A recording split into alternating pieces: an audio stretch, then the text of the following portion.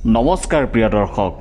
কেতিয়াবা পৃথিৱীত কিছুমান এনে ব্যক্তিৰ আৱিৰ্ভাৱ হয় যি বহু গুণৰ অধিকাৰী হয়, বহু শক্তিৰ অধিকাৰী হয়, যিয়ে বোৱাই দিব পাৰে শান্তি সম্প্ৰীতিৰ ঐক্যতাৰ নৈ, যিয়ে পোহৰাই তুলিব পাৰে অমাৱস্যাৰ দৰে ঘোৰ অন্ধকাৰ নিশা, যিয়ে জীপাল কৰি তুলিব পাৰে মৰুভূমি, যিয়ে শিকাই যায় মানুহক মানৱতাৰ গান গাবলৈ, যি কেতিয়াও কাৰো বান্ধোনত থাকিব নোৱাৰে, নোখোজে, যি সদায় স্বতন্ত্ৰ হৈ থাকিব বিচাৰে আৰু থাকি যায়, যিয়ে কেতিয়াও নিজৰ অস্তিত্বক পাহৰি নাযায়। কালে কালে তেনে ব্যক্তি মহাপুৰুষলৈ পৰিণত হয়। কাৰোবাৰ বাবে ভগৱান হৈ পৰে, ঈশ্বৰ পুৰুষ হৈ পৰে, ঈশ্বৰ পুত্ৰ হৈ পৰে। তেনে এগৰাকী ব্যক্তি হ'ল আমাৰ শ্ৰদ্ধাৰ মৰমৰ হিয়াৰ আমঠু জুবিন দা। ক'বলৈ বহুত আছে জুবিন দাৰ বিষয়ে, বহুতেই বহুত কৈছে আৰু বহুত আছে। জুবিন দাৰ বিষয়ে কৈ শেষ কৰাটো জানো ইমান সহজ? তথাপি আজিৰ ভিডিঅ'টোৰ যোগেদি জুবিন দাৰ বহুতেই হয়তো নজনা আৰু কেইটামান কথা লৈ আহিছোঁ। হয়, জুবিন দা কি আছিল আৰু কি নাছিল। বিশিষ্ট সাহিত্যিক শ্ৰদ্ধাৰ ৰীতা চৌধুৰী বাইদেৱে কৈছে, গন্ধৰ্ব পুত্ৰ জুবিন দা। ৯০ৰ দশকত যেতিয়া অসমৰ সংগীত জগতখন এক প্ৰকাৰ শূন্য হৈ পৰিছিল, যুৱশক্তিৰ মাজত যেতিয়া এক ভয়ে ঠাই লৈছিল, যেতিয়া অসমৰ প্ৰায় যুৱক যুৱতীক এক প্ৰকাৰৰ মানসিক ৰোগে ভাৰাক্ৰান্ত কৰি তুলিছিল, সেই সময়তে সেই নৈশব্দৰ মাজতো এক স্পন্দন উঠি আহিছিল আৰু সেয়া আছিল জুবিন দাৰ গানৰ স্পন্দন। আপুনি মই মাত্ৰ এবাৰ হৃদয়ংগম কৰোঁ আহক, আপুনি আপুনি সেই স্পন্দন অনুভৱ কৰিব পাৰিব। জুবিন দাই বোৱাই আনিলে সংগীতৰ সেই জোনাকী ধাৰা, য'ত উটি যাবলৈ যুৱচাম উত্ৰাৱল হৈ পৰিল। জুবিন দাৰ গান শুনি বহু যুৱক যুৱতীয়ে নিজৰ পৰিচয় বিচাৰি পাইছিল। প্ৰতিগৰাকী ব্যক্তিৰেই যে এই পৃথিৱীত এক অস্তিত্ব আছিল তাক বুজিব পাৰিছিল। অনুপ্ৰাণিত হৈছিল জুবিন দাৰ গান শুনি, কবিতা পঢ়ি। তেওঁৰ গানৰ শব্দ, অনুভৱ, সুৰ, উফ, কি যে মায়াময়। কণ্ঠৰ কথাটো ক'বই নালাগে। ভগৱানে চাগে কেতিয়াবাহে তেনে ব্যক্তি পৃথিৱীলৈ পঠিয়াই দিয়ে, যাৰ প্ৰতিটো কথাত প্ৰেৰণা থাকে, সাহস থাকে, কিবা এটা কৰাৰ প্ৰতিবাদ থাকে, গভীৰ চিন্তা থাকে। জুবিন দা মানেই আত্মসন্মান, জুবিন দা মানেই মানৱতা। জুবিন দা আছিল মা, মাটি আৰু মানুহৰ বাবে মানুহ। জুবিন গাৰ্গ আমাৰ সকলোৰে। জুবিন দা হোৱাৰ আঁৰৰ নাৰীগৰাকী হ'ল তেওঁৰ মাতৃ ইলি বৰঠাকুৰ। এই কথা জুবিন দাই নিজেই স্বীকাৰ কৰিছিল। মোৰ মা মোৰ বাবে কি নাছিল। মায়ে মোক জীৱনত বহুত কথাই শিকাইছিল। প্ৰথম কথা, মায়ে মোক মানুহ হ'বলৈ শিকাইছিল, কোনো প্ৰাণীক হিংসা নকৰিবলৈ শিকাইছিল, মানুহক আপোন কৰি ল'বলৈ শিকাইছিল, মানুহৰ সুখতকৈও দুখৰ সমভাগী হ'বলৈ কৈছিল। আৰু তাৰো ঊৰ্ধত মায়ে মোক শিকাইছিল সংগীত, নাটক, কবিতা আদি ভাল পাবলৈ। 1992 চনত যেতিয়া জুবিন দাৰ মাতৃৰ আকস্মিক বিয়োগ হয়, তেতিয়া তেওঁ যথেষ্ট ভাগি পৰিছিল। এনে লাগিছিল যেন তেওঁৰ মূৰৰ ওপৰত থকা হাতখন নাইকিয়া হৈ গ'ল। মনৰ অন্তঃকৰণৰ পৰা তেওঁ অনুভৱ কৰিছিল এক বিশাল শূন্যতা। মাতৃলৈ গভীৰ শ্ৰদ্ধাঞ্জলি জ্ঞাপন কৰিবলৈ বুলি তেওঁ গাইছিল, বুকুতে গুপুতে অকলে এৰি থৈ ক'তেনো থাকাগৈ তুমি, হিয়াৰে কোণতে অশ্ৰু বাগৰে এতিয়া নীৰৱ হৈ তুমি, জ্বলি জ্বলি জীৱনত, পুৰি পুৰি সপোনত, এতিয়া এন্ধাৰকে লোলা সাৱটি। জুবিন দাই তেওঁৰ মাতৃয়ে যে তেওঁক ইমান সোনকালে এৰি থৈ যাব সেয়া তেওঁ মানি ল'ব পৰা নাছিল। সেয়েহে সকলো সময়তে, সকলো স্থানতে মাতৃৰ স্মৃতিয়ে যেন তেওঁক আমনি কৰিছিল। তথাপি মৃত্যু অৱশ্যম্ভাৱী, সেই কথাও তেওঁ গানেৰে প্ৰকাশ কৰিছিল। জীৱন দিয়াৰ ক্ষমতা কাৰ, জীৱন লোৱাৰ ক্ষমতা অপাৰ।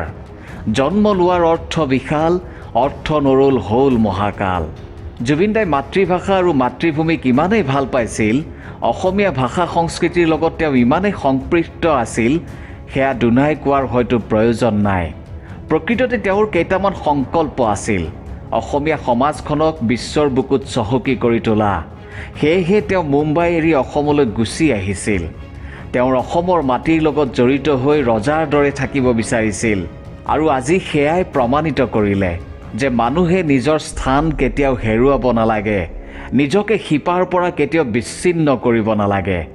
সেউজীয়া মন, সেউজীয়া প্ৰাণ, সেউজীয়া যৌৱন, সেউজীয়া গান, শান্তি দিয়া, মুক্তি দিয়া, সোণৰ অসম ৰচিবলৈ, সেউজ দিয়া, শস্য দিয়া, চিৰকাল ফুলিবলৈ, এইবোৰ গানতেই ফুটি উঠে জুবিনদাৰ মাতৃভূমিৰ প্ৰতি থকা প্ৰেম। জুবিনদাই এটি মহান বাণী অনুকৰণ কৰিছিল। Think twice before you kill an animal, think twice before you catch a butterfly, think twice before you cut tree, because it may be the last species of the world. অৰ্থাৎ জন্তু এটা হত্যা কৰাৰ আগত দুবাৰ ভাবি চাবা, পখিলা এটা ধৰিবলৈ যোৱাৰ আগত দুবাৰ ভাবি চাবা, গছ এজোপা কটাৰ আগতো দুবাৰ ভাবি চাবা, কাৰণ হয়তো এয়াই পৃথিৱীত শেষৰটো প্ৰজাতি হ'ব পাৰে। জুবিনদাই জীৱ জন্তু, চৰাই চিৰিকটি আদিৰ সৈতে অন্তৰংগতা স্থাপন কৰি সিহঁতৰ সহজ সৰল জীৱনৰ পৰা নতুন পাঠ আহৰণ কৰি নিজৰ জীৱনটো উদযাপন কৰি ভাল পাইছিল। কাকো আমনি নকৰা জীৱ জন্তু, নিৰ্বাক, উদাৰ আৰু সহিষ্ণু গছবোৰ আছিল জুবিনদাৰ জীৱনৰ সমল। যিকোনো প্ৰাকৃতিক দুৰ্যোগৰ সময়ত প্ৰথমেই ৰাজপথলৈ ওলাই আহি সহায় সাহায্য কৰা মানুহজন আছিল জুবিন দা। ছেভ ৰাইনো, ছেভ আছাম, এয়া আছিল জুবিনদাৰ শ্লোগান। বানাক্ৰান্তই হওক বা কোনো লোকৰ বেমাৰ হ'লে, কাৰোবাৰ চলিবলৈ অভাৱ অনাটন হ'লে সেই সময়ত তেওঁলোকৰ কাষত থিয় দিছিল জুবিন দা। তেওঁ অসমত এখন সমাজৰ সপোন দেখিছিল, যিখন সমাজত কোনো জাতি নাথাকে, কোনো ধৰ্ম নাথাকে, কোনো ভগৱান নাথাকে। অৰ্থাৎ জাতি, ধৰ্ম, বৰ্ণ, ভাষা নিৰ্বিশেষে এখন সমাজ। জুবিনদাই কৈছিল, মানুহৰ অন্তৰত দুখ দি ঈশ্বৰক পূজা কৰি লাভ নাই। জুবিনদা আছিল প্ৰেম আৰু বিদ্ৰোহৰ কবি। গীত আৰু কবিতাৰ মাজত পাৰ্থক্য নাই বুলিয়েই ক'ব পাৰি। যিসকলে গীত ৰচনা কৰে তেওঁলোকো সূক্ষ্ম অনুভূতি সম্পন্ন একোগৰাকী কবি। সেইবাবেই জুবিনদা সংগীতৰ সাধক হোৱাৰ উপৰিও এগৰাকী অতি উচ্চ গুণ সম্পন্ন কবি। হিৰুদা অৰ্থাৎ কবি হীৰেণ ভট্টাচাৰ্য তেওঁৰ প্ৰিয় কবি আছিল। জুবিনদাৰ বহু গীতত প্ৰেমৰ বিচিত্ৰ অভিব্যক্তি, যৌৱনৰ অনুভূতিপূৰ্ণ ভাষাৰ প্ৰকাশ পোৱা যায়। অনামিকা, মায়া আৰু আশা আদি এলবামত থকা হাঁহিলে তুমি মুকুতামণি সৰে, মনৰ নিজানত আদি নিভাঁজ প্ৰেমৰ প্ৰকাশ থকা গীত। জুবিনদাৰ এনে বহু কবিতা আছে য'ত তেওঁৰ বিদ্ৰোহ ফুটি উঠা দেখা যায়। 2007 চনত গুৱাহাটী মহানগৰীৰ বেলতলাত সভ্য সমাজক লজ্জিত কৰা এটা ডাঙৰ ঘটনা সংঘটিত হৈছিল। আদিবাসীসকলৰ জনজাতিকৰণৰ দাবীত সদৌ অসম আদিবাসী ছাত্ৰ সন্থাই গুৱাহাটীত এটি প্ৰতিবাদী সমদল উলিয়াইছিল। প্ৰতিবাদী সমদলটো দিছপুৰ অভিমুখে ৰাওনা হৈছিল। সেই প্ৰতিবাদী সমদলটোত অংশ লোৱা এগৰাকী আদিবাসী ছোৱালীক গুৱাহাটীৰ ৰাজপথত একাংশ তথাকথিত সভ্য নাগৰিকে উলংগ কৰি খেদি খেদি প্ৰহাৰ কৰিছিল। উক্ত ঘটনাই সমগ্ৰ অসমখনক বিশ্ববাসীৰ আগত লজ্জানত কৰিছিল। সেইদিনা ৰাজপথত কেৱল এগৰাকী নাৰী নিৰ্যাতিত হোৱা নাছিল, সমগ্ৰ মানৱতাৰ পতন ঘটিছিল। এই ঘটনাটোক লৈ জুবিনদাই এটি কবিতা লিখি তেওঁৰ বিদ্ৰোহ স্পষ্ট কৰিছিল। আজি দেখিলোঁ প্ৰকৃতিৰ নতুন ৰূপ, দেখিলোঁ মানুহৰ নগ্ন স্বৰূপ, বিচাৰি পালোঁ নিজৰ মাজত আত্মাৰ অশৰীৰী খোজ। 2008 চনত গুৱাহাটীৰ গণেশগুৰিত হোৱা ভয়াৱহ বোমা বিস্ফোৰণৰ ঘটনাৰ প্ৰতিবাদ কৰি জুবিনদাই লিখিছিল হুংকাৰ নামৰ এটি কবিতা। ইয়াত জুবিনদাই সমাজ বিৰোধী অপশক্তিৰ বিৰুদ্ধে স্পষ্ট ভাষাত প্ৰতিবাদ কৰিছে। মোৰ ৰক্ত, মোৰ বীজ, মোৰ দেশ, নহয় কোনো প্ৰতাৰণা, ই মোৰ বিপ্লৱ, মোৰ সাধনা। তই মোক যিমানেই নাখিবি মই তোক সিমানেই বধিম, তই মোক যিমানেই হানিবি মই তোক সিমানেই হানিম। সঁচা মন, সঁচা জ্ঞান, সঁচা জীৱন তোৰ মাজত নাই। সোণেৰে সজোৱা পজা জহি খহি যায়, কোনে আজি সাজিবহি পাৰিব দুনাই। জুবিনদাৰ এই কালজয়ী গীতটোৱে সেই সময়ত বিদেশী খেদা আন্দোলনৰ পৰিণতি আৰু আলফাৰ সন্ত্ৰাস ভৰা সময়খিনিৰ কৰুণ ছবি প্ৰকাশ কৰিছে। জুবিনদা এনে এজন দক্ষ সুৰকাৰ যাৰ সুৰত কবিতায়ো প্ৰাণ পাই উঠে আৰু এটা গীতলৈ পৰিণত হয়।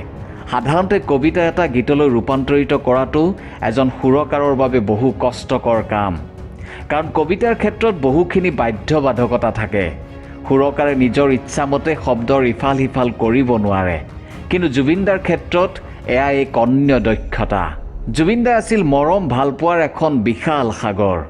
জুবিনদাৰ এজন বন্ধুৱে কৈছে যে এবাৰ হেনো জুবিনদাক লগত লৈ তেওঁ শিৱসাগৰৰ এখন অনাথ আশ্ৰম পালেগৈ। তাত অলপ সময় কটাই ওলাই অহাত বন্ধুজনে দেখিলে যে জুবিনদাৰ চকু চলচলীয়া। জুবিনদাই বন্ধুজনক ক'লে, তই মোক ক'লৈ লৈ আহিলি অ'? গোটেইখিনি ল'ৰা ছোৱালীৰ কাৰোবাৰ মাক দেউতাক নাই, কাৰোবাক এৰি থৈ গুচি গ'ল, কোনোবা হেৰাল। ইমান ধুনীয়া কথা বতৰা সিহঁতৰ।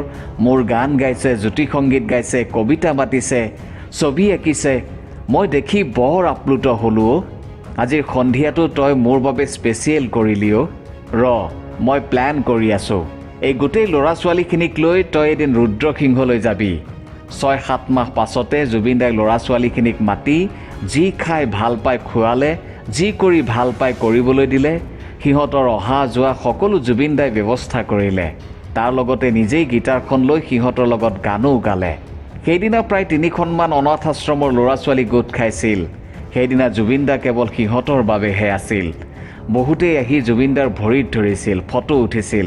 জুবিন দাই কৈছিল, তহঁত ভাল মানুহ হ'ব লাগিব আৰু ইয়াৰ পৰাই আৰম্ভণি কৰ।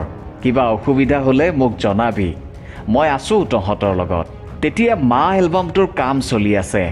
ডিব্ৰুগড়ৰ পৰা দুগৰাকী অন্ধ ল'ৰা ছোৱালী আহি বহি আছিল।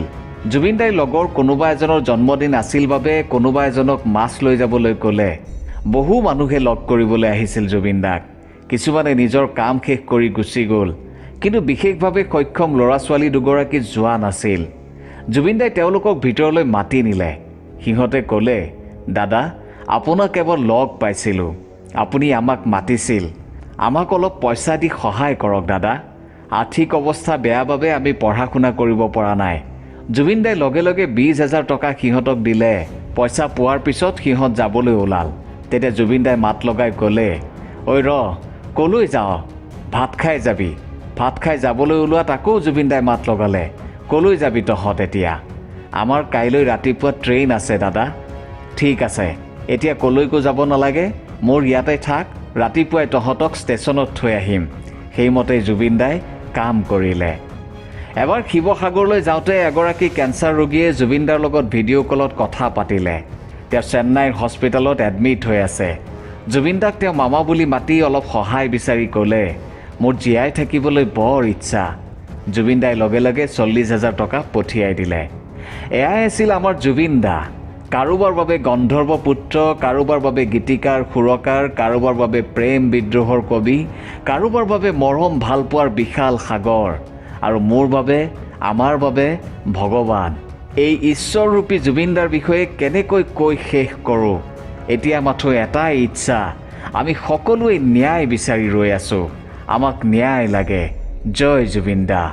ধন্যবাদ।